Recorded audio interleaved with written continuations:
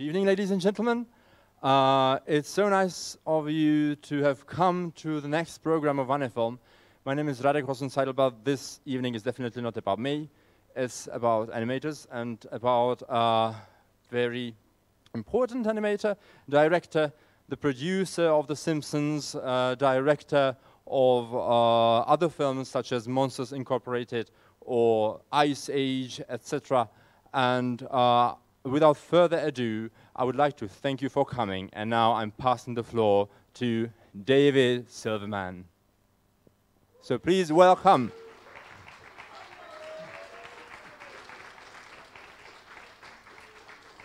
Wait a minute. Hi, everybody. I don't need this guy. I'm so glad to see you all here. And as a way to introduce things, the way things started things off.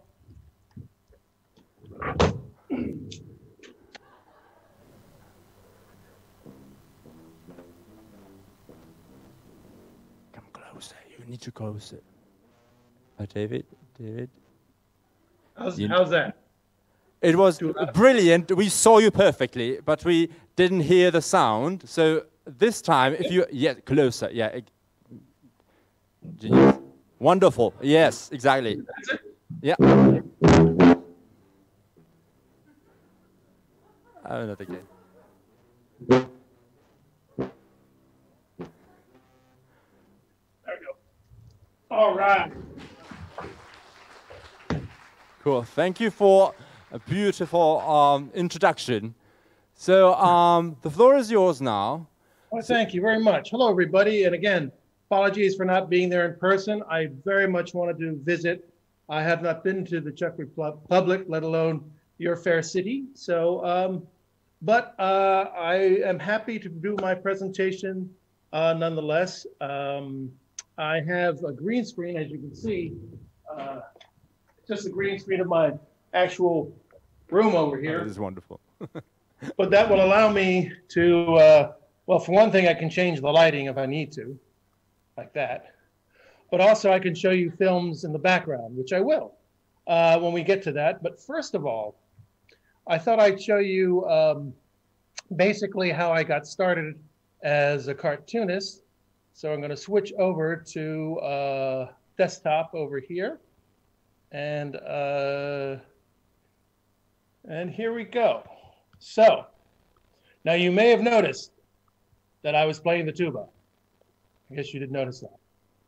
So the point I'd like to make is that music and art has gone hand in hand with a lot of my drawings. This is one of the earliest drawings that I could find of, this I guess was like 16 when I did this. And it was a drawing for the band, the high school band. But the following year, I got a little bit more involved in doing this because I wanted to learn how to draw every instrument in the orchestra. So I made this more elaborate drawing with like the entire orchestra. Well, this led to me expanding this idea, expanding the string section area and doing a caricature of the local National Symphony Orchestra of Washington, D.C. Oh, that's wonderful. This was done, I would say, so my first drawing was 73, this is 1978. And this was very elaborate. I actually did caricatures of every musician in the orchestra. So you studied. Look, I don't know how I did it. I don't know if I could do this today, but it did take a long time. So you had to study every single one of them. Yes, I had a really great arrangement because I love music. So I was able to sit in the,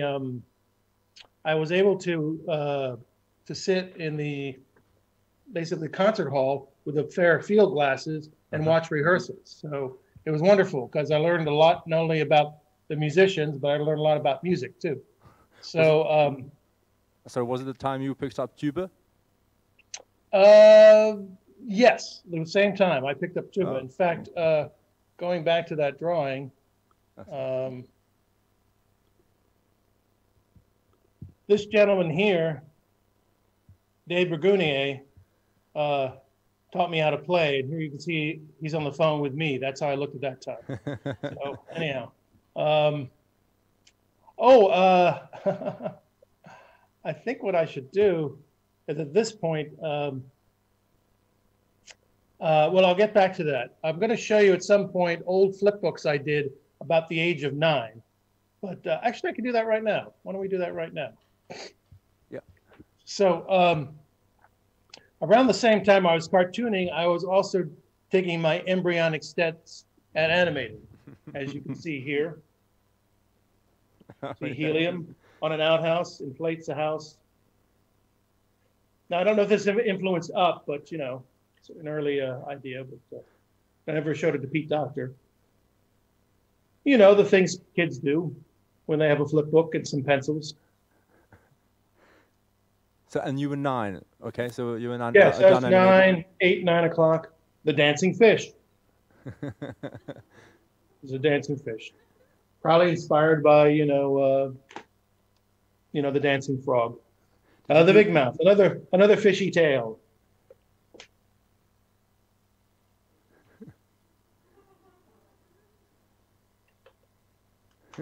Cool. Waka waka. Did you do these during your classes or at home? I did those in home actually, but I must show you. I have like a whole box of them. Oh my God. Just one after another. I mean, you know, this one's called Hick Hick Hick. I'll try to flip it for you. I don't know. It's Hick Hick Hick. I have no idea what's. Let's see if I can show it to you.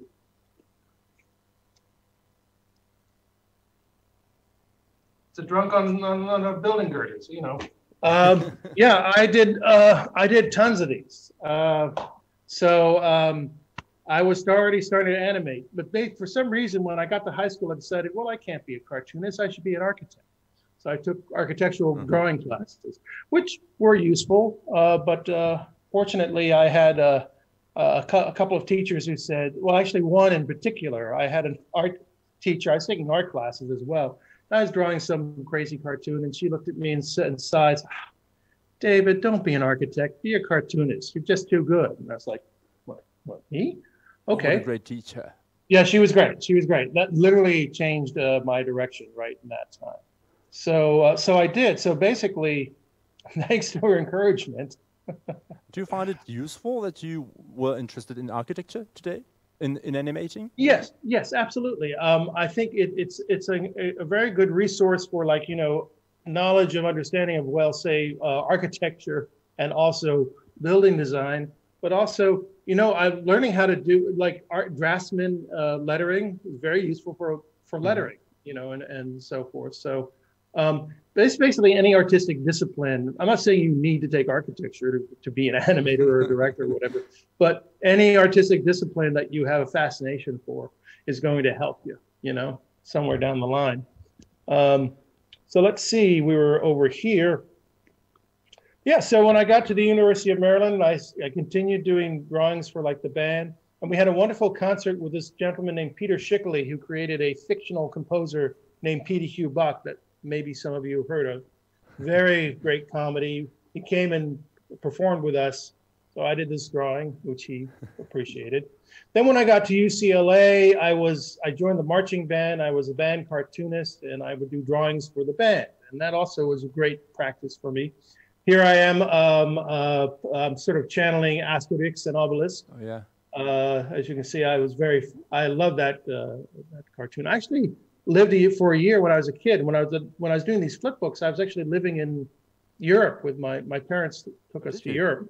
I was living in Copenhagen and England, London, and yeah, we traveled all around. Well, what's interesting, by the way, what I'm getting at is all these drawings you see led to me working for music critic Martin Bernheimer of the Los Angeles Times, and I started illustrating this article, It Only Hurts When You Think. And here's a close-up of some of the drawings that I did. And so my interest in drawing music led to me illustrating for Martin. And this led to somebody else, a guy named Sandy Feldstein from a company called Alfred Publishing. Here's another drawing. I had fun with this one. more drawings. This led to a company called Alfred Publishing. Sandy Feldstein of Alfred Publishing saw my work and got me involved in their company, and I did some publicity drawings, but then I started illustrating their piano library. I drawing the grand staff and doing different drawings for songs and so forth, various music covers. Maybe I should do something with a piano character, I don't know. Also doing cards for them, musical cards, things like that. And and this is sort of my sketchbook around those times. This is all leading up to The Simpsons. So I graduated from UCLA around 1983, and I had been freelancing while I was a student there, and I continued freelancing. Simpsons started in 1987, so I was still doing that. These are like sketches I had done. By the way, speaking of something useful, this was very useful for me. There was a class at UCLA called Movements for the Actor, and it was a movement and dance class that I participated in, but then I started sketching in. And it really was great drawing people as they were dancing and moving, because it just got you better at, like, sketching fast, but also getting the sense of movement, and learning from that could translate it into the things I was doing, for animation, distilling movement and getting a better sense of it, I tried caricature, which I don't think I'm terrifically good at, but, and this was, I don't know, it was some ad that I was doing for a telephone. But this I threw in here. This is interesting because this is before The Simpsons. And I saw that drawing and I thought, well, it's kind of like this Land of Chocolate. That's the origin. the original drawing of that, yeah. So that led to The Simpsons. And now, let me see something. I'm going to turn this off for a second.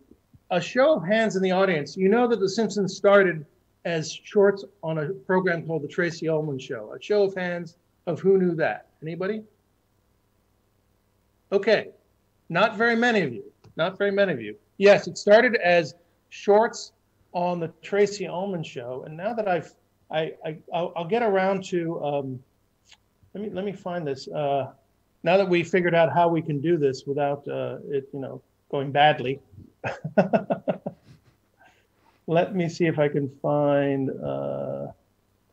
I put a compilation of sort of the Tracy Ullman shorts that I would be happy to show you. Here we go. Here we go. Very good. Hang on one second. Let me set it up. Hang on. See, ladies and gentlemen, we had some difficulty showing video when we tested this out the other day, but we found a solution. So bear with me. And here we screen share, and we do that. We share sound, and here we go. So I call this, I use a piece of music by Strauss called Perpetual Motion, and I call this Perpetual Simpsons. And this is a bunch of clips from the Tracy Ullman Show days.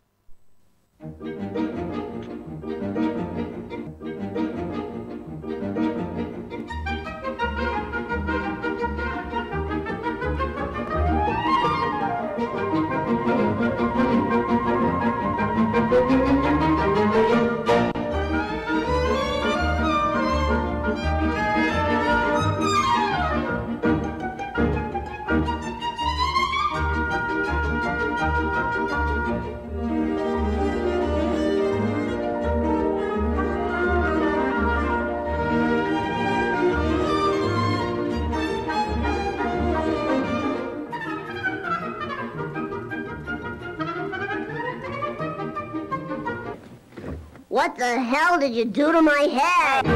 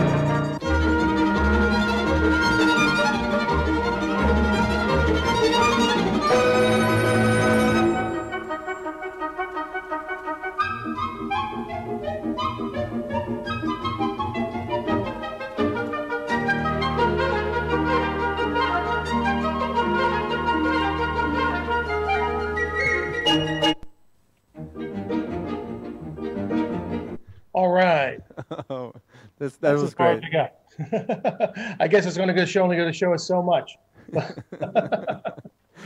What do you guys think of that? Yeah. That was it. That was the early days of The Simpsons, and what I'm going to show you next is yes, as we progressed doing the show, the characters evolved rather quickly because we didn't really have a model sheet on it. It was me and Wes Archer and Bill Kopp originally.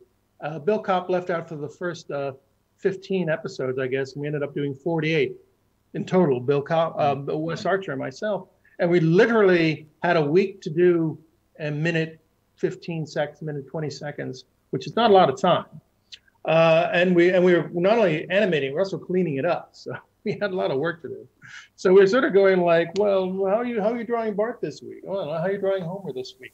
And literally, it was like as looking over each other's shoulders, we evolved the character's final design. So let me share once again.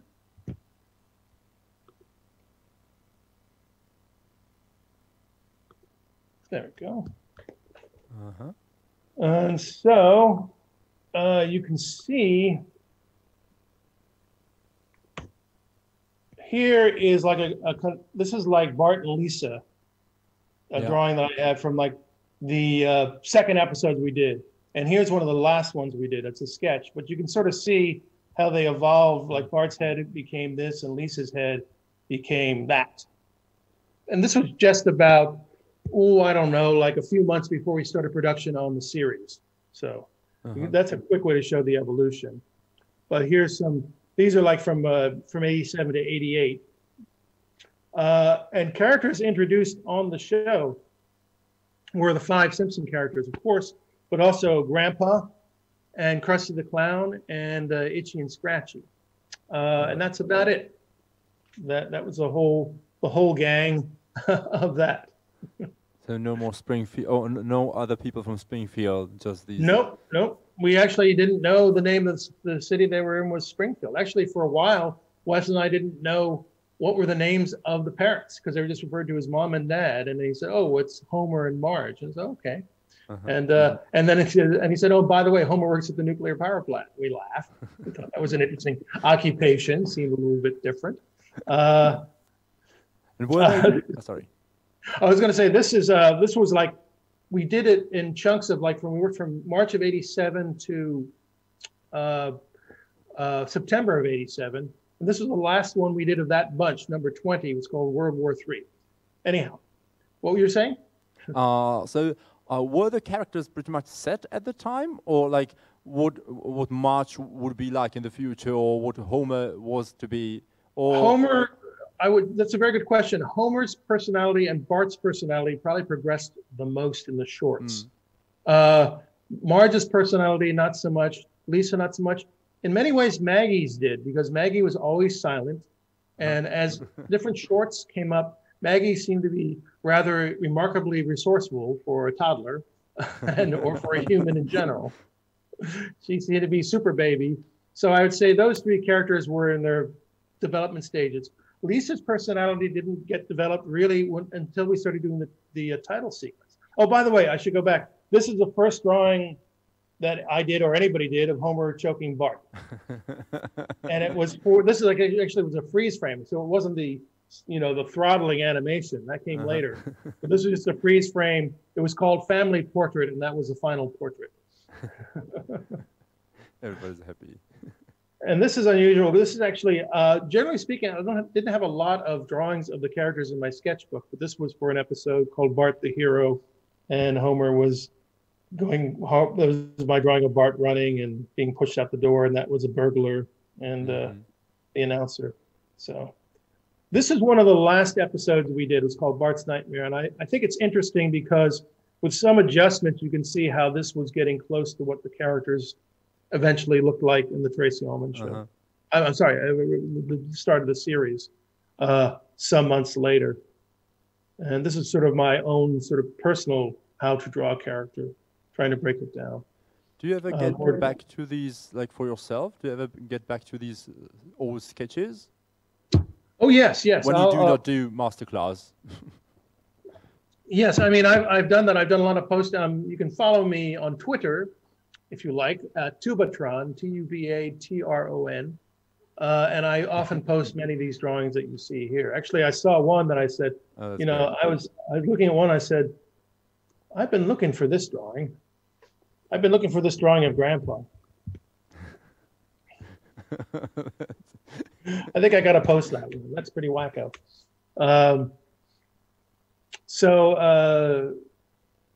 Yeah, now we're sort of getting into this is transitioning into, this is an interesting cell. This was a production cell, a color styling cell. This was for Butterfinger. And this was before the series, but after the short, well, sort of in between the shorts. We're still working on the shorts. So this was in November of 1988. And this is where Milhouse came along. Because in these Butterfinger ad, or this one Butterfinger ad, Bart needed a friend to talk to. And Matt had like a stack of drawings he had done of these characters for an unused show, actually, that the NBC was going to do as a children's show, kind of like Recess with Matt's characters. And it never came to fruition, which is actually a good thing.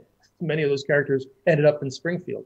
But this character, he didn't have a name for it at the time, but Wes and I liked him, so we chose him. And people often ask me, why are the Simpsons yellow? Well, here's a very good reason. You may notice that unlike Milhouse, who has hairlines, Bart doesn't have a hairline.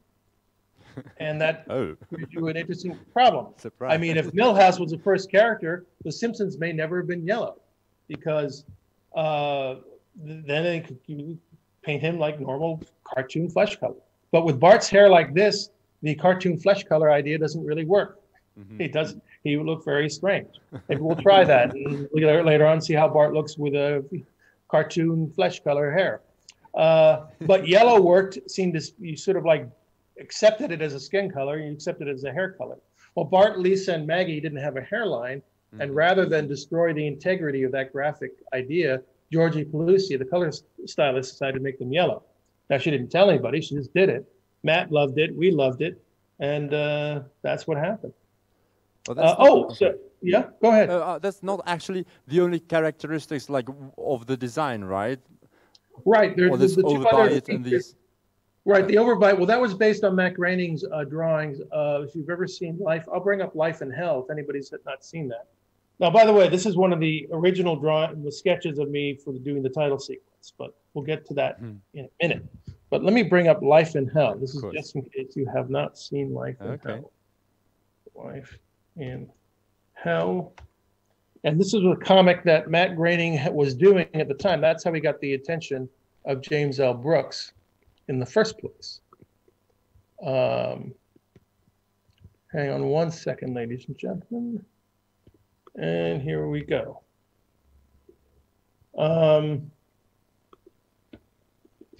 So you can see, that's Akbar and Jeff, but this was his main character, was the rabbit, Binky. Oh, yes. Yes, you can sort of see you put the oops, go back. There's Matt Groening. Hello, Matt. Hello, boss. You put pearls on her and change her, just to a bouffant, and it's Mark. Actually, this was my inspiration for Principal Skinner, this character. You can sort of see it in there, right? Yeah. And you can see this is kind of Bart-like in some respects. I wish I could find an It was interesting too, is that we sort of designed the Simpsons kitchen after things that Matt had done, but you can sort of see how the background is, see how the doors are and all that. Oh, yes. Yeah. And the mouse hole. That was all taken from Life in Hell. Street smarts for Republicans.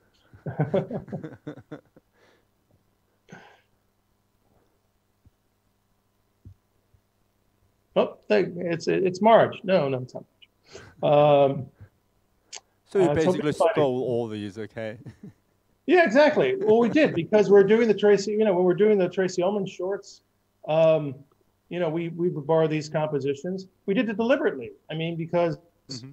you know, it's it's Matt Groening's creation, so we may as well work with Matt Yeah, of Groening's course. sensibility. So we sort of just borrowed, we engaged Matt's design sensibility, Uh-huh. and that is what we developed the show after. So there you go. So I was going to show you this. Go back to this. These are like I keep stumbling across these different thumbnail sketches of the title sequence. And these are just rough these out, and then later, made them do more. You can see, we crossed these out. We didn't do these scenes. There was an idea that all the male characters were going to have this beard line, but we dropped that. Uh-huh. This was sort of like, starting from here and panning over to Lisa like that. And that was a thing that I didn't have at the first time we did the title sequence. And that's where Lisa got her personality from, was doing this title sequence. She didn't really have as distinct, differently personality from Bart in the Tracy Ullman show. So when I was doing the sequence, I was working with Sam Simon, who's the showrunner, and Matt Groening, the creator, and they both, Sam and Matt and Jim Brooks, developed the episode, the series. And when I was designing the title sequence, and we had jokes for every character, but for Lisa. And I didn't really have a gag for Lisa, so I just sort of put in a perfunctory gag just to show that we needed something here. And okay, we got to think of something for Lisa. So I suggested, well, maybe she's in the band, and maybe she plays the tuba. Oh, yeah. But not thinking that they were going to go for that, which they didn't, wisely. And Jim Brooks said, and I swear to you, Jim Brooks said it this quickly. He said, well, I don't know about the tuba, but what if she played the baritone saxophone? In fact, what if she played it really well? That could be her personality. She could be the genius kid of the family that nobody appreciates. Oh, okay. Write that down. And we did. And they started an episode. This is the beginning. This is like '89 where we had 13 episodes to do at the beginning. And this was episode number 6 they were writing, called Moaning Lisa, where Lisa is playing the saxophone, has the blues, meets Bleeding Gums Murphy, which is one of my favorite jokes, when she said, how did you get a name like that? She said, you ever been to the dentist? Yeah. Well, I haven't. Maybe I should go sometime. So, well, I'm going to show you something right here, right behind me, if I have the right thing. We see all your hats there. There's several hats, yes.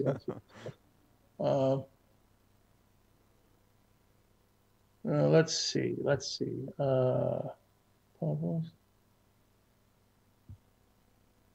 Here we go.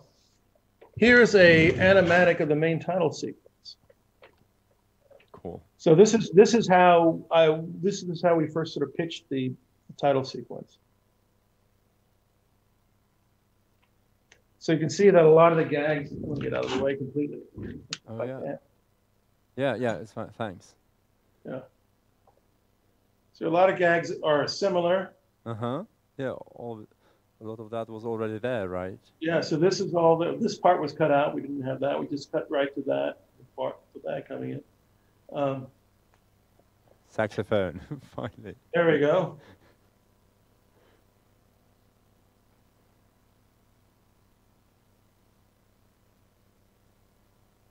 This was a gag we had at one point. Actually, was in the original title sequence. We cut it out. Oh, yeah. And then, of course, this is like unchanged. Yeah, this one. This has changed. This we cut out. And this, we just changed the way we staged it. We got rid of the close-ups and we just went for our master shot until we get to the shot. Oh, yes, you're right. And then the couch gag. Yeah, so that was pretty much of what we see today. Yes, it's like I say, it's very similar to what you see today. It's not much changed. And then the changing couch gag. There's a show called The Dick Van Dyke Show, that Matt was a big fan of. Uh-huh. And in that show, it was like, was he going to trip over the automat, or was he going to, or is he going to fall over, or avoid it? So he didn't know. So, this is from the Christmas episode. That was sort of the idea. So we had 5 different versions in the first season, and then it just sort of developed for every episode. Oh, uh-huh. Yeah. I think I have that's all I heard for that. Okay. So that's how things got started. What do you think of that? Do you have any questions to pitch to me? I have more stuff to go over, of course, but yeah, or does anybody else? Everybody open it up. Just open it up, yeah. Oh, sorry, yes. If you have any questions for David, just raise your hand and I'll pass the microphone. Oh, okay. We have a microphone over there. So just give us a second, please, and you'll get your first... It's one of my favorite cups. These are drawings that I did of Homer going crazy. And somebody gave it to me, a good friend of mine. That's wonderful, yeah. That's really cool. Yeah. So, I don't normally get my drawings on a cup. So we've got a question here. So, okay. Yes. Is it? Yep. Oh, sorry. It's there's a little. Oh. Okay. Hello. Yeah. Hello. Yes. Hi, David. Hello. How was the creative process for writing and developing the jokes? What were your inspirations for that? Yeah. How did it look like day to day? Well, I wrote one script myself. I was always on the animation side, but I know a lot about the process. It's really something. Usually what it is not so much in the first season, but it developed that people would pitch ideas. They would go to like a retreat. All the writers would go to retreat. People would come with ideas, and they would pitch it to see if they get chosen. If they get chosen, you hit the gong, and they'd come back. They would have like 2 retreats a year, and they'd come back and maybe break like about 12 or 16 stories, depending. Mm-hmm. And then either the person who pitched it or some other writer, he or she would write it. And then what happens after it's written, then it's broken down, and we have 2 writing story rooms because there's so much work. There's overlapping things happening at the same time. And so one group will, let's say, break down this script, and they'll read it through together, out loud, and they'll see what made us laugh, what didn't make us laugh, what didn't seem to work as a story point, how can this emotion be better? I'm missing the through line from this. Oh, that was a cool thing, maybe we should develop this and that. Or maybe we'll replace, we have it as Grandpa, what if we made it Patty and Selma? Oh, that's funnier. Things like that. They'll pitch out all these different things. So the original script might get rewritten like about, like 70% or 80%, but that's okay, because the original script gives something for the writers and the artists to bounce off of, and develop further. It's not saying the original script was bad. I mean, sometimes they go through with maybe like 15% change or something like that. But it's like, oh, this story can be better. And I went through that process myself because I had this idea a long time ago, because I'd gone to Jazz Fest in New Orleans, and a couple of times with Matt Groening. Actually, Matt Groening introduced me to it in the first place.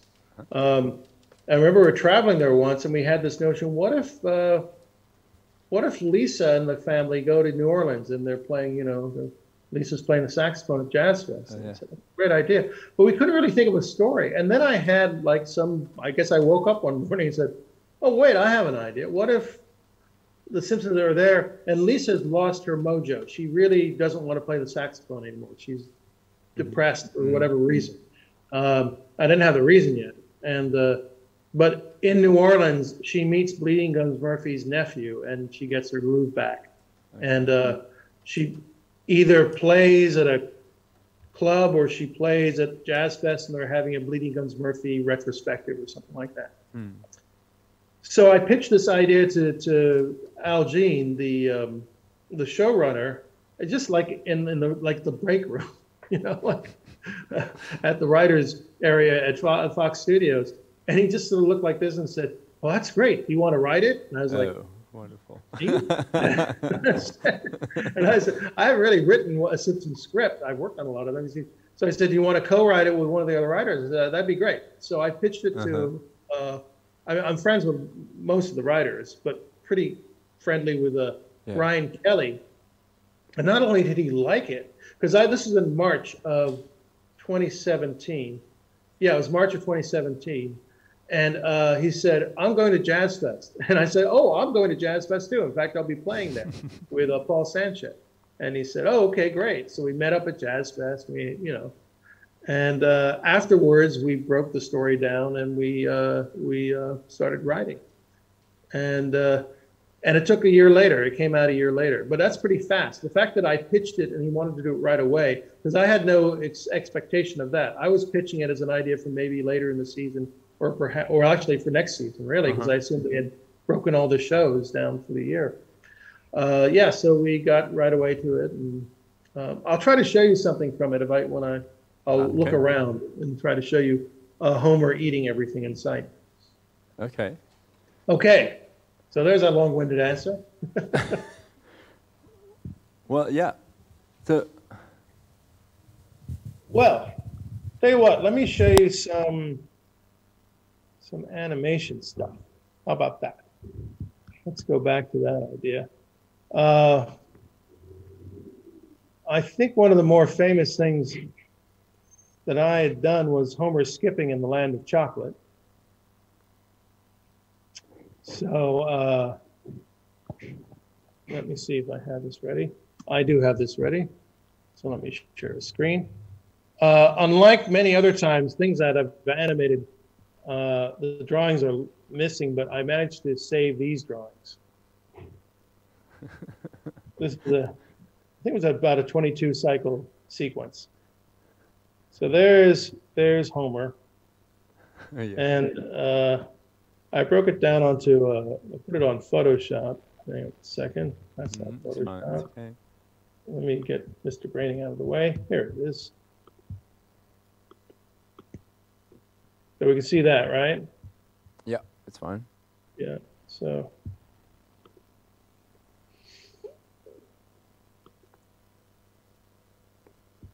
Let's get that.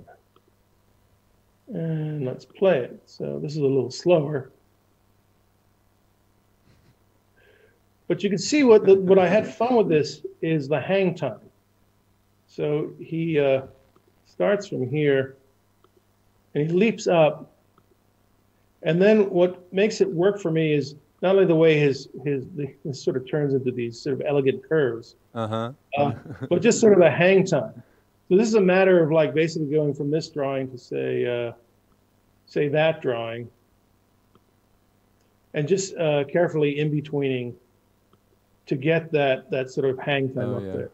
And then there's an in-between drawing here, and then squash down there. And then you have a sweep there with the foot pushing off and then popping up basically. And there's the pop. So from there to there, you do this pop. So that gives it sort of like this lightness, sort of like accent. Sometimes what's better is not how many drawings you have in between, but what drawings you leave out. So it's what animation is a matter of. When to have great movement between drawings and when to have minimal movement between drawings. So like from here to here, the in-betweens get closer. You have the hang time again. Then he drops down and he hits the ground on the other foot, antics down, pushes off again, up and pop, and then back down again, and so forth and so on. So there you go. Yeah. Are there any questions regarding this sequence from the audience, from animators, and no questions? No questions at the moment. Questions. All right. I thought I'd have teeming questions. All right. Well, let's go into something else then. More elaborately, was doing this animation for. Let's see now.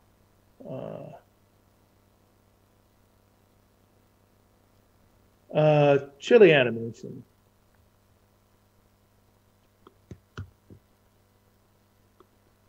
Goo goo gajoob.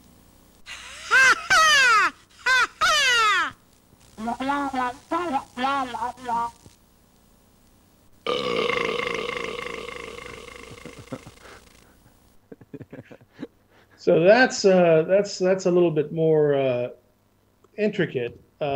this, especially Barney's burp, it was an 8 drawing cycle. So it was just, the thing was tricky, was just trying not to lose your place on what to in between. You know, like figuring out, because there are all these lines over here to in between. Mm-hmm. You know, first of all, I'm animating this like a sine wave, right? See, it's just like a moving sine wave. Oh, yeah. And also, so everything around it sort of goes off of that. And the hair sort of is doing that. Although I see one is sort of popping, but that was just probably I lost track of it. But then came this animation here. Very early Premiere. Uh-huh. Oh.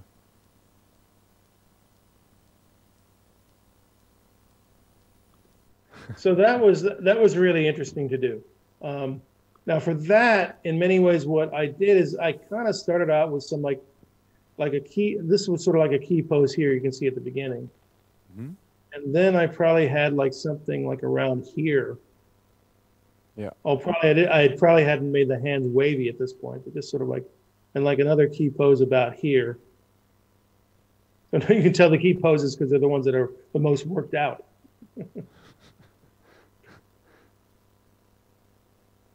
So this was probably like a key pose, and then moving down to here, this definitely because it's clean, and then this just try to be inventive in how to move the hands on the in-betweens. Oh, yeah. And getting to the key pose here, probably a secondary key pose there.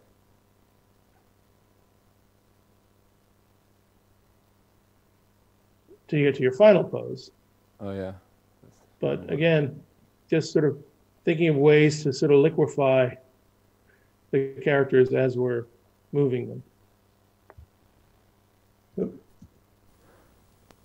Yeah. By the way, when we talked about, This is crazy.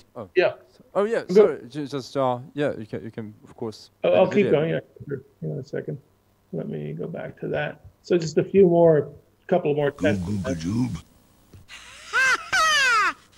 All right, here we go. Man, this is crazy. I hope I didn't brain my damage. I better check my pupils.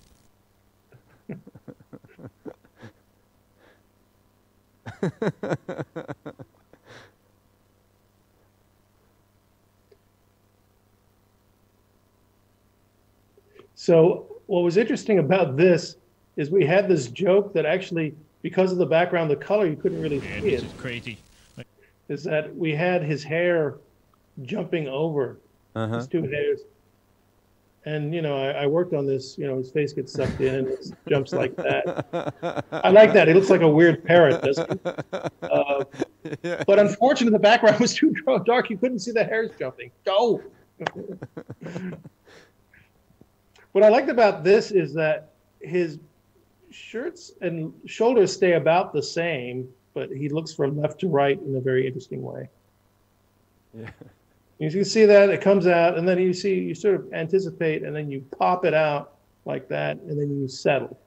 That's the other thing too, that for those, you know, who probably know about this in animation, is something pops forward and settles back. But you can really rear back, and I've done this at times, I'll like rear back and pop forward without any in between, just to see what the effect is. Yeah. And sometimes, oh, maybe I need an in between there, but actually it works, you know. And then you pop, and as long as you settle back, then it makes the impact, I think, properly. Mm-hmm. So I just said there's a couple more things here. Hold on. Better check my pupils. Again, this is the Glorpy animation, as I call it. Spilling down into this Oh yeah. pose. Yeah, it beats drawing anatomy, right? This was tricky. I put these X's on the characters to show where was going to be the black and the yellow for the snake, but I think they still had trouble painting it. That's all right.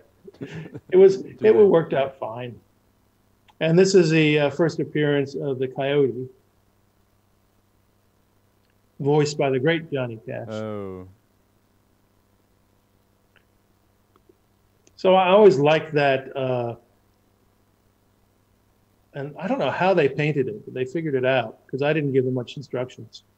I just said, just paint it. So again, it all smashes on the ground and then sort of like coalesces, just sort of pops through coalescing and then settles out.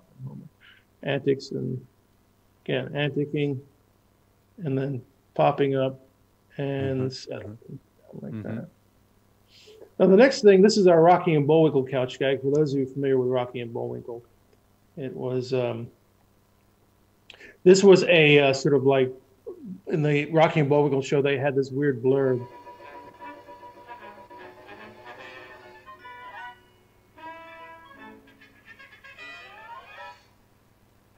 And that's what we were parodying. I'll show it to you in color when I could find it. Oh, wonderful. Yes, so you were saying, yes. You had a question, I think. Somebody had a question. You had a question. Yeah. Well, it was more about a story, etc., and towards the feature movie. But maybe you want to stay here now, or no. Whatever you like. It was okay. Are there any questions from the audience at this moment? Okay, so we've got several more questions from the audience. So I'll. Just before you hang on to your questions, just real quick, because I just found it. I don't want to lose it. Okay. Here it is. Okay. It was just more about.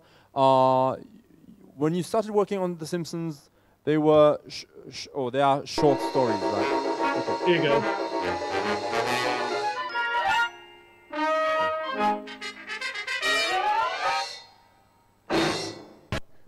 All right. Yeah. Okay. Yes, sir. That's perfect. Okay. Brilliant. Okay. Okay. So I'm passing the floor to one of our spectators here. So, or my colleague is actually. Yes. Hi, I wanted to ask about how did you communicate with your animation studio, Klasky Csupo, or? Well, I mean, Klasky Csupo, of course, we worked in town, and then when we worked first at Klasky Csupo, then we went to Film Roman, and then Film Roman sort of kind of, I don't know, it didn't go away, but then Fox basically folded us into the Fox TV animation production family. Do you mean communicating with the studios there or studios in Korea? Yeah, how did you decide, how did you decide what you would do and what the animation studio would do, and what creative choices did the studio make? That's really interesting. At the very beginning, we tried to do about a third of the animation, like completely in town, or a quarter maybe, and everything else was going to be key posed animation. And then the studios in Korea would finish up the animation and do the in-between and cleanup. We found it was actually, well, it depends. I mean, it's hard. You can be the judge. Let me just put this as I talk. I'm going to put this in the background. This is what we send for a given episode. So here's how much material we send to our studio in Korea. So you can see it's fairly well posed out. You know, it's a lot of the key posing is done, and depending on the scene will depend on how many drawings we put in. For example, you know, we have there's more drawings here of Homer running, for example, and getting dragged out. If we can find it, there's one later where Homer's like doing a whole dance sequence where it's basically fully animated, or like the Land of Chocolate sequence that I showed you. Oh, yeah. I fully animated that, you know. So it's sort of like, as you can see that we have computer assist on anything mechanical, like cars. You see, we do that in the computer, and then they render it sort of like painting it by hand or giving it more of a hand painted look of it. Thanks for the answer. Yeah, okay. But I mean, this sort of shows you, right? There's quite a lot of animation going on in our studios in town before we send it to Korea. This character is called Manichek. So this is a parody. There you go, Manichek. So we basically were doing a parody of 1970s detective shows. So that's why it's so misogynistic and terrible. Oh, okay. Thanks for the answer. All right. Next question. Yeah. Any more questions? I'll just leave this in the background. Oh yes. I There's, like Matt. okay. Yeah. So there's one more question. Hello, yeah? sir. Can you hear me? Yeah. Since we spoke about the title sequence, I hope it's okay if we jump back a little. Sure. The music is a very important part for the title sequence, I think, and I was just wondering what the process was like working with Danny Elfman and when he got involved, and was it like a back and forth ping pong thing, or did you like provide the whole animation, like the whole sequence, and then he had to deal with it? Matt Groening talked to him more than I did, but I should show you. I showed you the title sequence. I had put in some temp music just to sort of set it up. So let me go back to that title sequence, but this time I'll show it to you with the sound, and you can hear what I think, along with what Matt Groening shared with him, what I think he gleaned from what I wrote. There we go. And here we go. Oh yeah.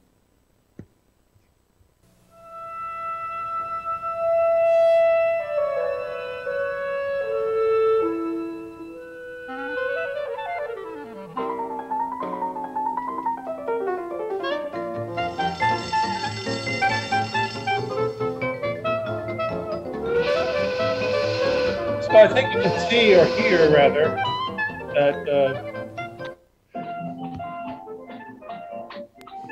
that gave some sort of indication, at least in terms of rhythm and energy, you know. So I used a piece from Alexander Borodin at the beginning, segueing into Benny Goodman playing After You've Gone. And that became, you know, the Simpsons. So probably helped inspire, you know, the Heavenly Choir. And I'm sure Matt also talked about that too. But I think other influence that Danny Elfman took from was the theme of the Jetsons and his own inimitable style. I mean, it definitely is a Danny Elfman piece. There's no denying that. It's got his wonderful trademark and his energy, and I think he did it on the weekend. So Oh. good weekend's work, you know. Impressive. Thank you very much.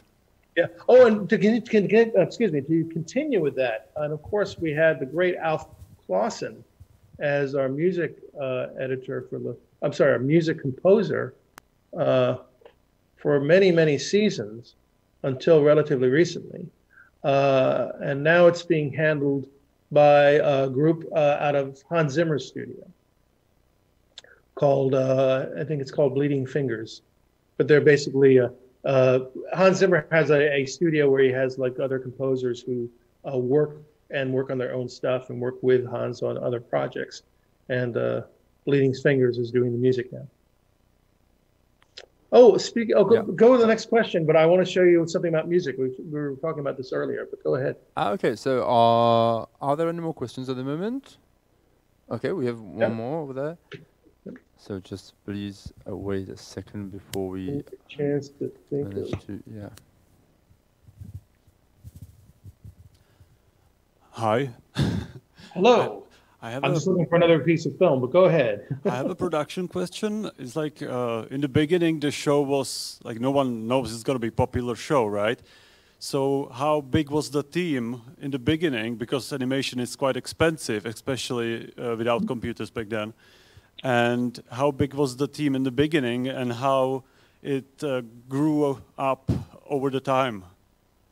It was much smaller, as you can imagine, and we had much less time to do things. And as directors, we were overworked. So fortunately, I would say about the third season, they began opening up because they realized, well, we worked these guys, you know, to death for like 2 years, but we can't keep this up because they're going to collapse. I mean, I don't know how I did 5 episodes in the first season and 5 of the third episodes in the second season. When Wes Archer, Rich Moore, and I did each 5 episodes, and we split up the first Halloween episode with Rich Moore doing the Kang Kodos bit, I did the Raven bit, and Wes did the Amityville horror bit in the very first Halloween episode. And I said, okay, this isn't going to work. And we started like, originally the directors kind of did everything in their episode. And it was like, there'd be one time I'd be working on like 5 episodes literally at the same time, different stages. And they realized, well, this can't keep going on. So eventually we expanded it. We actually have a group called the retake directors. So after an episode is done and it comes back in color, it's screened and we have more changes made and more animation to do. So the retake directors work on that. Now we can confer together to see about the approach, but the retake director then does, figures it out and does all the heavy lifting and a lot of the creative decisions as well, which is great. So the team probably expanded. It probably is like more than doubled in size on the animation side, I would say. The thing that really helped us though was in 2002 we went to digital painting compositing, because that allowed us to be more inventive in camera work. Before we would try to do multi-plane effects where the camera's moving physically like that. We'd set up the different levels. What we have to do is we have to photograph them against green and in the video composite them, like my green screen back here. But with computer, obviously, as you all know, with computer compositing, we can have as many levels as we want to. We'll do that. When we have a panning background, we'll break the background, put the clouds on one level, put the mountains on one level, put the foreground vegetation, midground vegetation, so forth, fancy road. We break it down to like 7 parts so we can have a nice, a fuller environment of movement. And we'll do that for like pushing in. So now when we have somebody thinking or they're talking and the camera's pushing in, it's not zooming in like flatly like that. It's like the camera is moving and there's parallax shift and the background's broken down in the different parts and so on. It expanded kind of slowly at the beginning, but after the 3rd season, we got more and more resources, I would say. And certainly after the movie, things really changed, because the movie was expansive in how we approached the backgrounds, because we knew we'd have to change our art direction approach, not going away from the way The Simpsons looks, but we had to expand it for the movie theater and give more depth and values and shadows and vignetting of shadows and scenes. And we had a wonderful guy, Dima Malakovic, came in. He had been the art director and production designer on Rugrats and Wild Thornberrys, which are similar in approach in the fact that we would, back in the early days, it was painted characters and painted cell backgrounds as opposed to gouache or, watercolor backgrounds.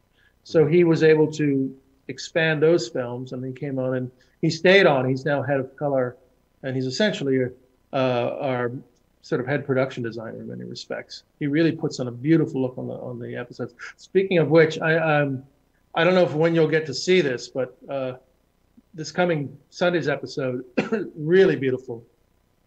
It's called Now Museum, Now You Don't. I think that's what it's called. But anyhow, Lisa has this fantasy about her being Leonardo da Vinci, and Bart has a fantasy about being a great impressionist painter, and Marge, of course, is Frida. And so anyhow, it looks beautiful. It's just amazing. Does it answer your question? Okay, there's more questions. Another question? Yes. Hi, David. What is your least favorite part of your job? Least favorite part of my job. I don't know. It's all pretty good. Well, maybe when I'm directing and I have to, it's more tedious is going over the exposure sheets, because as you saw, all the key animation, like I'll bring this up again, is looking at this animation, you still have to write notes on the exposure sheets on how to time the drawings, and where do you want eye blinks, and anything you want to do for the mouth specifically, if you want the mouth to talk like this or be broader like that. Even if they draw it too big like that, you may put a note, animator, please have mouth, and do a little sketch in the corner like the mouth is smaller like this, or it's talking out of the side. So don't show the teeth all, things like that. Show the teeth all the time. That's sort of tedious. So maybe that's my least favorite thing, is going over the exposure sheets. But at the same time, it's very creative and kind of fun because, okay, this is where, the rubber meets the road and you're really going to, get the acting and the performances. So I don't have too many unfavorite parts of the job. Okay, so okay, there are more questions. Okay, right here in this, yeah. Hello. Hello. I was just going to ask, as an animator, which was your favorite character to animate, and maybe was your favorite to play around with, or have the... I always have fun with Homer, and by extension, Krusty. And they're kind of similar in many ways. Originally, the reason why Homer and Krusty have the same shape and almost the design is Matt had this idea when we're doing the Tracy Ullman show that Krusty was Homer. That Homer moonlighted as Krusty the Clown, and the idea is that Bart is disrespectful to his dad, but his hero is Krusty and reveres Krusty. Well, that didn't really work. It realized very quickly when they were developing the show, he said, Matt said, well, that idea is not really going to work in a series as well as I thought it did. So they eventually, though, are shaped a lot alike. And they're both voiced by Dan Castellaneta. And Dan is fantastic at especially histrionic performance where he's going like Krusty, going like, oh, God, really like, the Shakespearean tragedy, and Homer is great because Homer, as the writer John Swartzwelder, get that name right, pointed out talking to other writers about writing for Homer. He said, remember, Homer's a dog. He changes emotions as quickly as a dog does. The dog's like, and then, within a split second, back and forth. And that's Homer's like, why are you donuts? It's like that quick. And then also Homer is spiritually loyal to his family when the chips are down, like a dog. So the consequence is it's always fun to animate Homer's dialogue just because of I just think the readings that Dan does are so elegant and nuanced and fun and then varied that I always have a good time doing that. The first time that I really got into it was in an episode I did called Blood Feud, where Homer is saying, Marge, you're my wife and I love you very much, but you're living in a world of make-believe, with flowers and bells and leprechauns and magic frogs with funny little hats. So, I just got really into that performance, and it came out so well that they started writing more material for Dan to perform in the same way. And for me, usually it end up animating. Although, thank you. I also enjoy animating for Professor Frink because he has all these sort of nuances like that. Anytime you get a character with a vocal quirk, somebody that mutters instead of the sides and things like that, I think that's wonderful to animate because then it's not all about, there's also great presentation animation, but then there's animation that's sort of like, and Matt Groening is also big on this, is about the more human you get in the performance, the funnier. So Homer's funnier if he says a sort of animation that's kind of like this, It's small and simple, and it's nuanced, and it seems realistic. You do realistic things with the hands, or realistic things with the way you move the head and the face.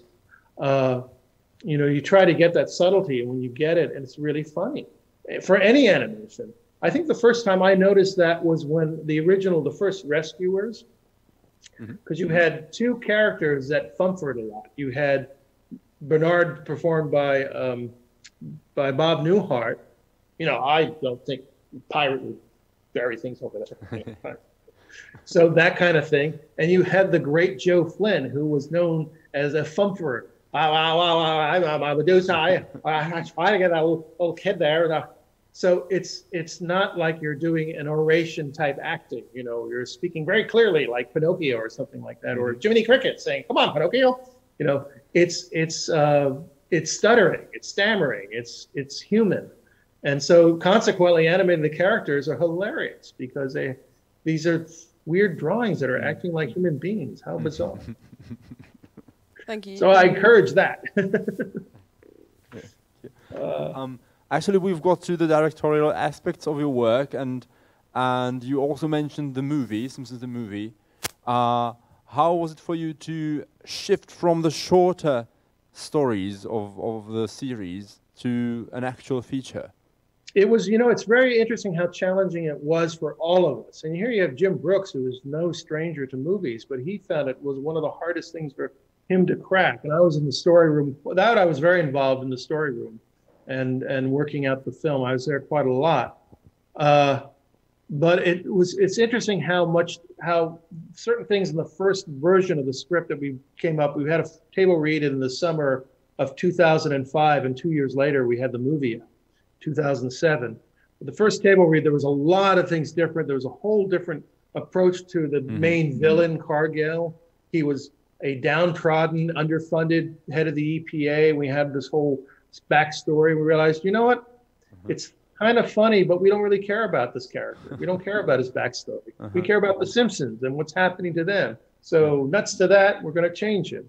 And at one point, we thought of making Scorpio as Cargill, but we didn't do that. We have a Scorpio-esque like villain as Cargill, things like that. But as far as from a directing and production point of view, I was very much championing, because we were going from back the older format, the 4:3 format, 1.33 aspect ratio.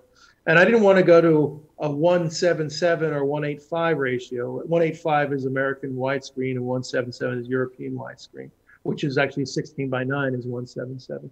But I wanted to go to, really expanded 2.4 or something like that, 2.39.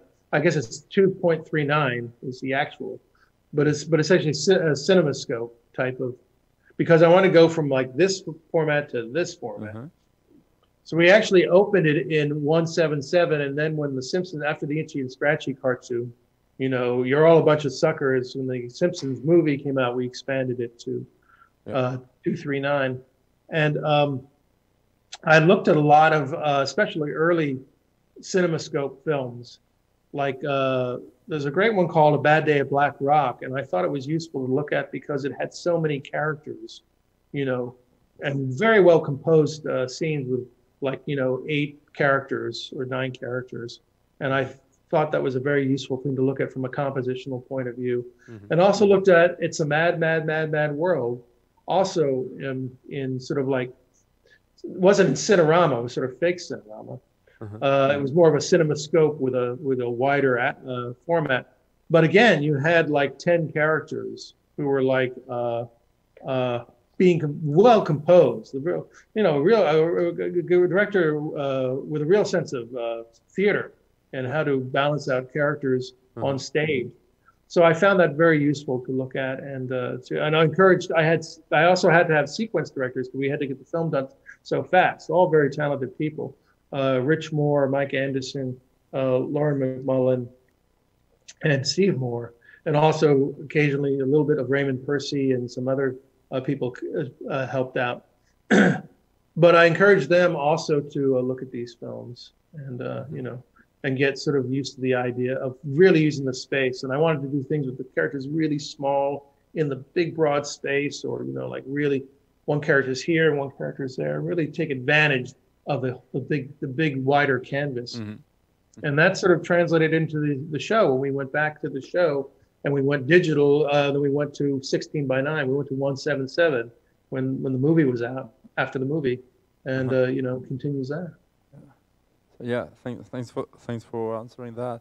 Actually, we've been talking a lot about Simpsons, but that's not the only thing that you've done. So you worked for Pixar, you worked for on Monsters Inc., you worked on Ice Age.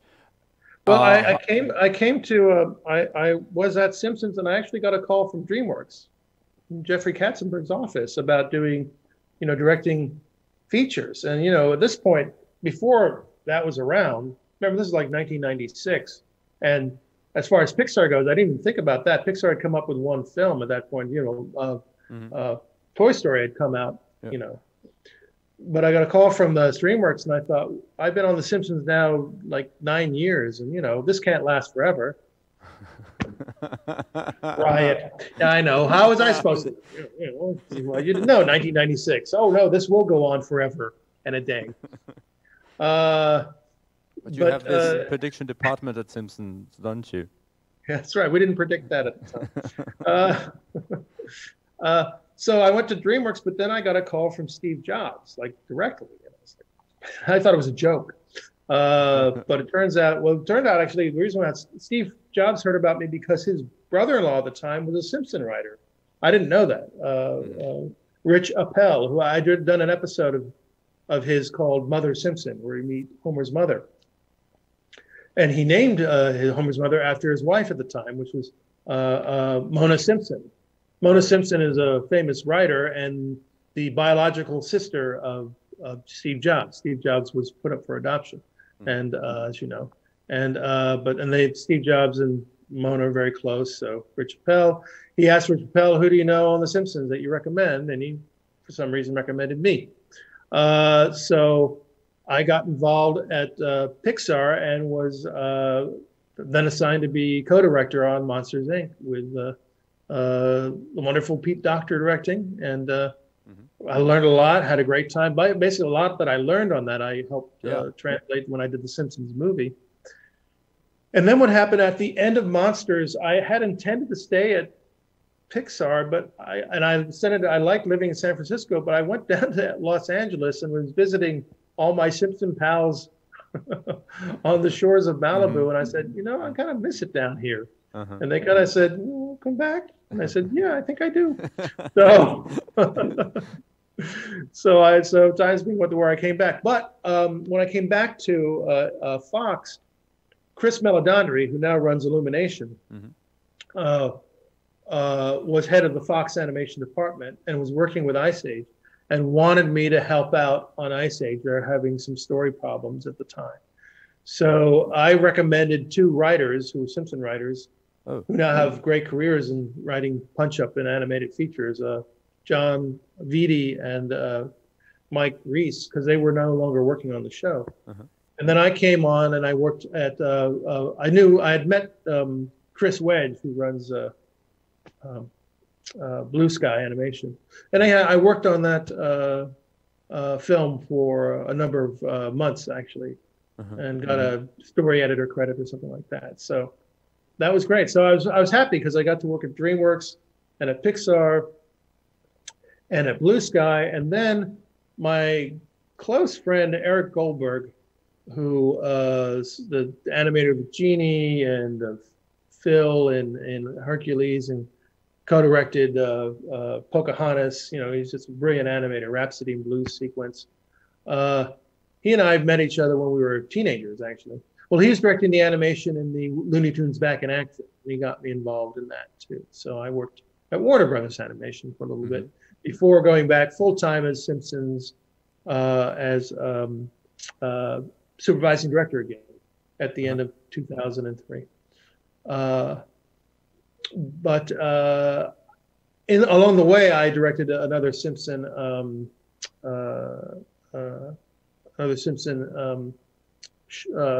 episode, a Halloween episode. That was the first time that we went fully digital. But after directing the Simpsons movie, it also, to your question, I decided to take, instead of going back as supervising director, I decided to go be consulting producer to allow the freedom to do work on other projects. And one of them is this coming out. I don't know if I'm supposed to show this to you or not. What's called Extinct.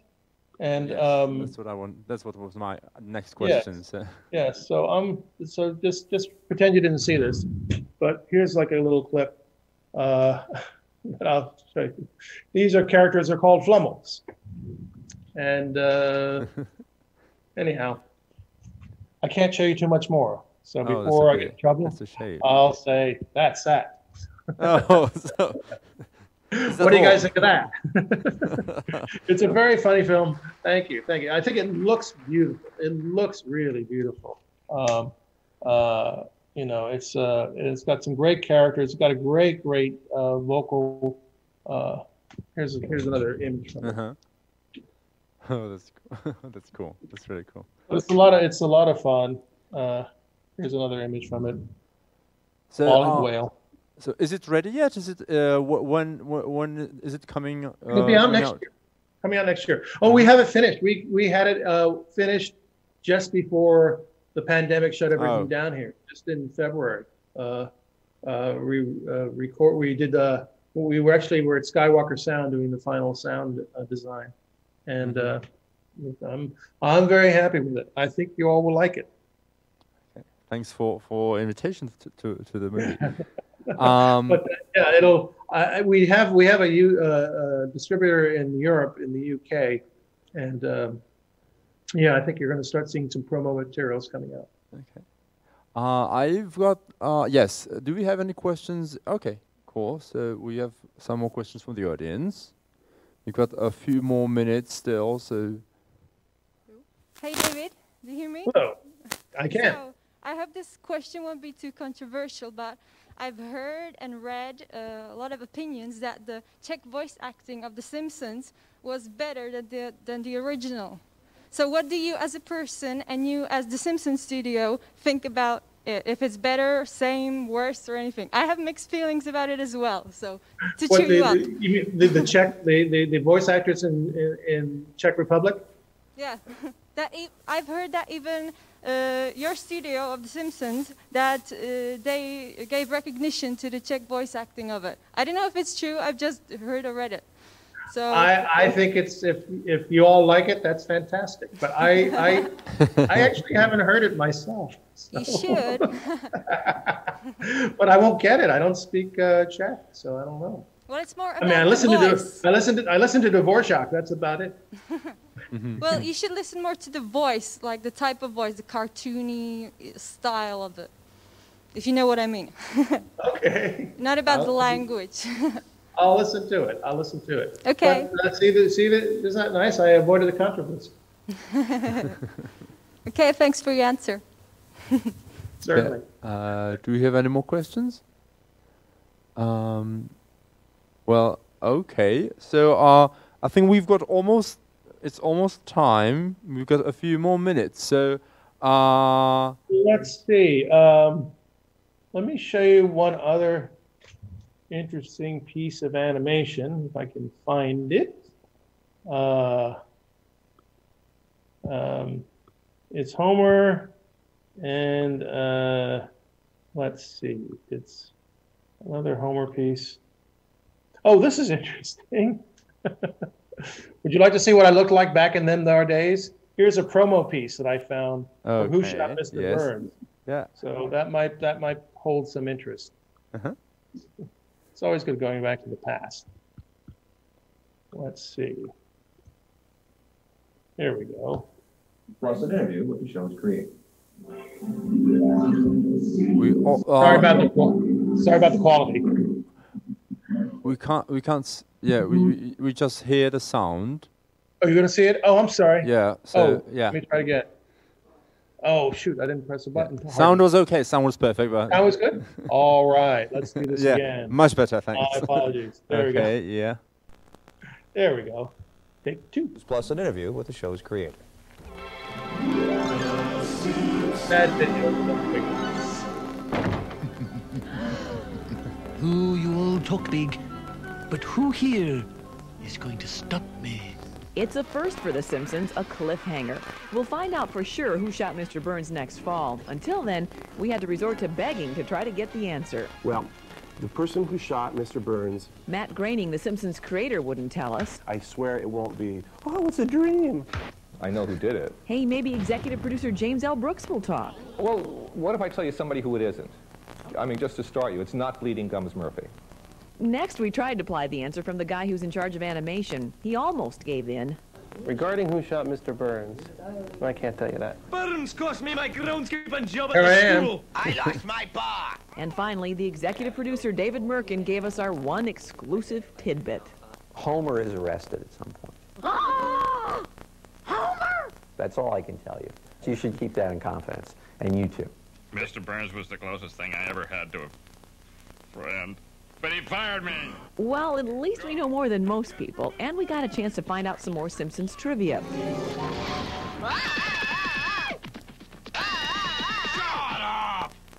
gotta act like savages. Do it outside. Come on, man. You Tracy may know Ullman the show Simpsons stuff. got their start as bit players used during the Tracy Ullman Show. Uh-oh. And yes, the characters are named after real people in Matt Groening's family. Because I do have sister Lisa and sister Maggie, and my mother's name is Marge and Homer. I've said this a million times. It's true. My parents sign autographs. My sisters, they're speaking to me again. The Simpsons show has been picked up for 2 more seasons. That'll make 8 in all. How much life is left in this show? Your guess is as good as Mr. Groening's. I think the show will last as long as, you know, the actors' voices hold out. Send in the clowns. Those laughy clowns. Here are these characters that I created several years ago, and now they've taken on a life of their own, and they exist and they walk around, and I feel the way God must. And maybe God knows who shot Mr. Burns. Turn him off. In Los Angeles, Barbara Schroeder, Fox 11 News. Well, there you go. Well, I hope that was Thank you. Thanks. Interesting bit. It's interesting. My hair is now back to the length it was just before we started The Simpsons. I had been keeping my hair very short, but I decided not to cut it since February, I guess. So we'll see how long it gets. Sorry? Yeah. Yeah, nothing. Oh, yeah. Okay, cool. Are there any more questions from the audience? Okay, we have one more question.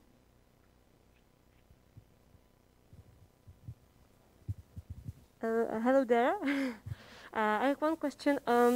There is so many famous people appearing in Simpsons, and do you have any cases of the negative feedback from them, from the actual people, like actors and musicians, that they didn't like their appearance or so? Quite interestingly, no. I think everybody who's appeared on the show has enjoyed the way things came out, visually and just in story-wise. So we haven't had anybody angry at us, which is quite something. I mean, some people only a very few have not been able to do it, and they didn't turn us down out of like they didn't want to do it, that they couldn't work it with their schedule. I would say maybe there's 1 or 2 that they didn't want to do it.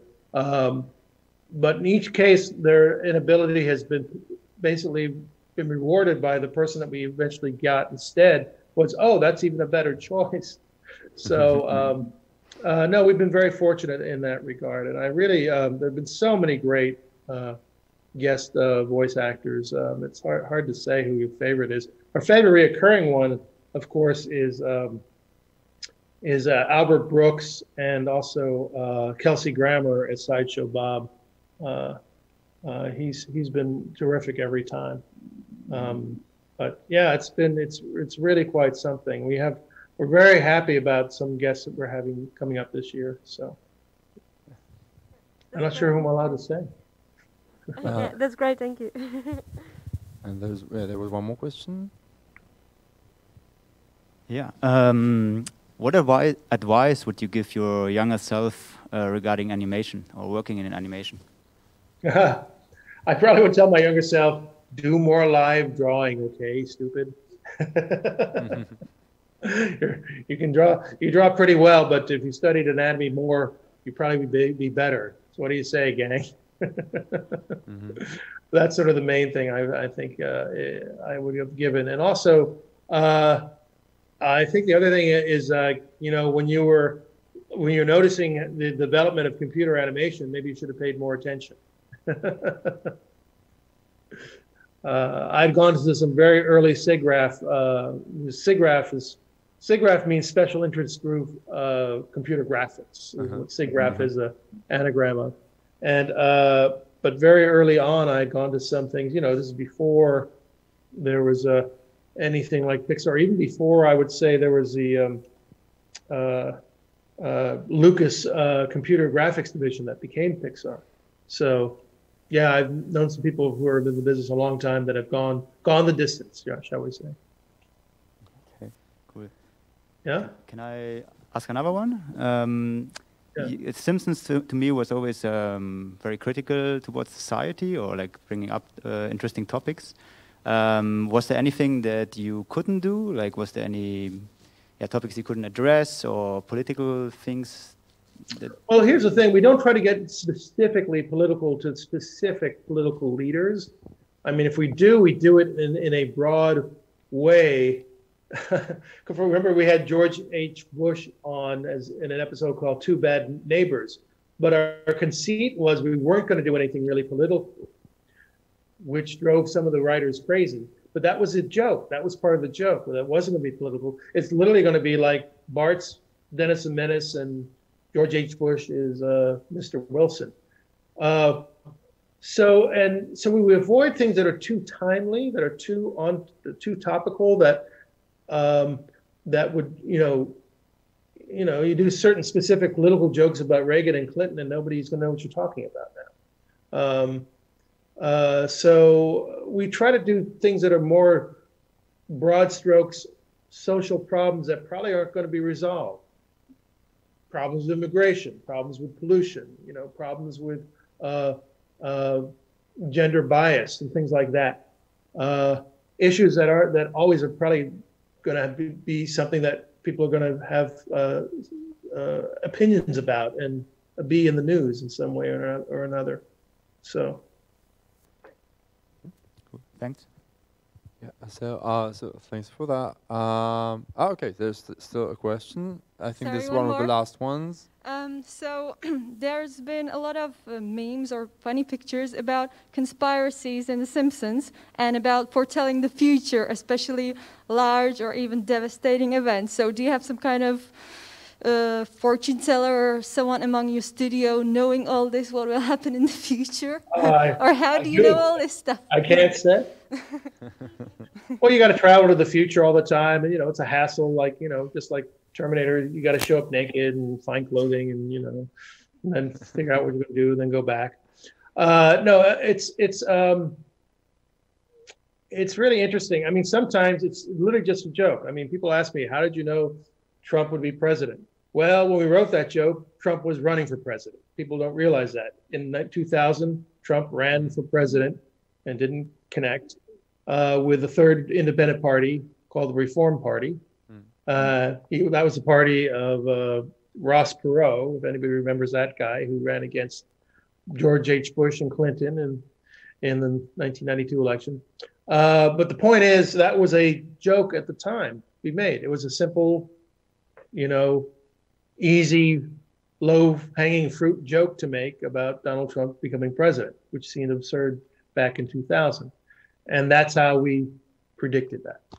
It just was. When he's going to die, and people are making fun of it, basically. I don't mean it in a bad way, but now there's another conspiracy. Well, no, there's a meme there. Well, yeah, well, there's memes of that, but that's a fake one. That's not ours. That's somebody took a drawing we did of Donald Trump and and doctored it up. Something called Photoshop. Yeah. You've heard of Photoshop, haven't you? It's very easy to use, and there's two things that are easy to use: Photoshop and posting on the internet. And then the third easy thing to do is saying it's true. So there's a lot of baloney flying around. Yeah, thanks for your answer. Well, so thank you. Before we bid farewell, I have a favor I'd like to ask you, because when we were preparing the masterclass, or when we talked before, you showed us a short film about the puppy. Oh yes, we didn't see. And it's a wonderful little short that I think the audience deserves. I think you would like this. Yes, that's a very good. I'm glad you reminded me, because I knew I was forgetting about something. And I think we'll do it this way, because now that we worked this out, we're going to show you. This was done for something called Late Show Tunes. This was before The Simpsons. Do you see the screen? Yes. And this is one of my favorite ones. It's Pupples, the Magic Puppy.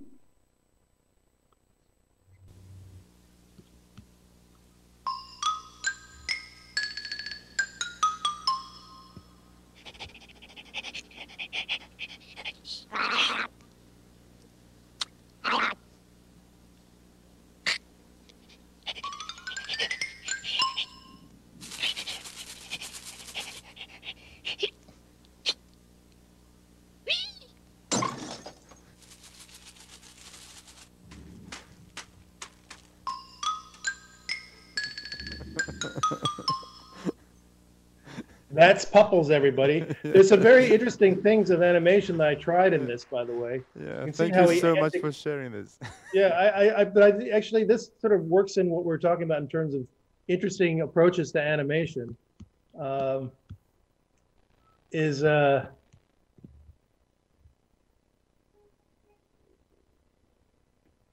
Sort of like antic, really hold, and then you just, from there you just pop to these smear drawings.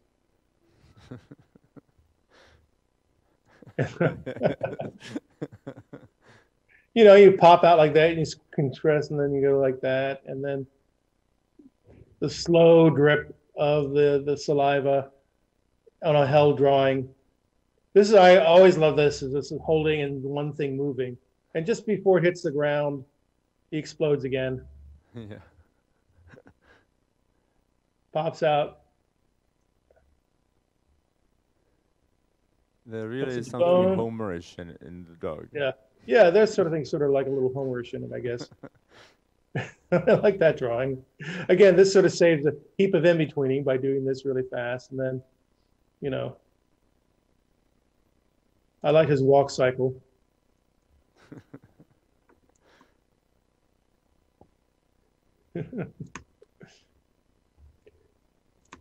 And the digging cycle.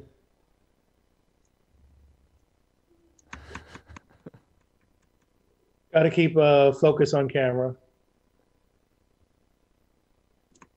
Oh, yeah.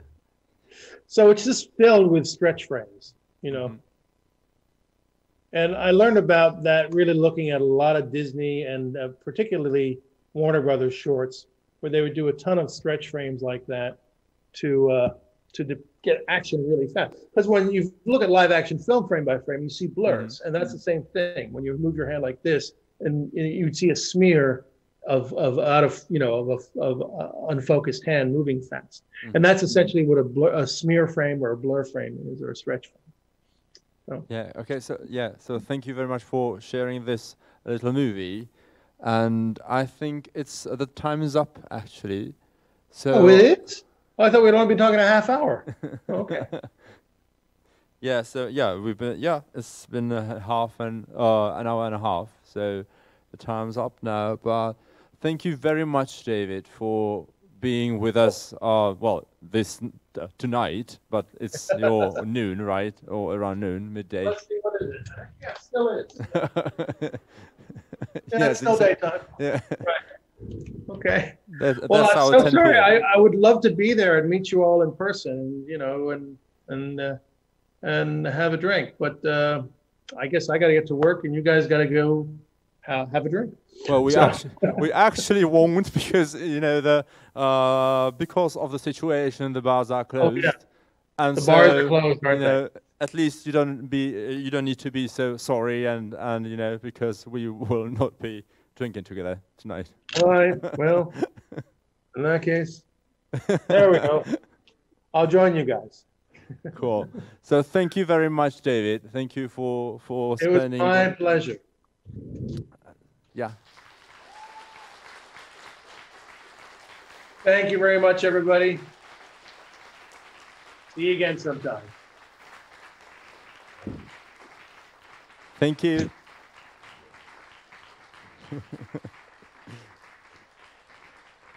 Bye. Bye. Yes.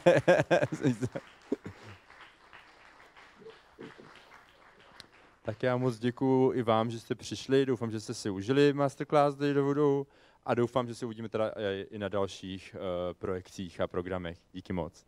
Hezký večer.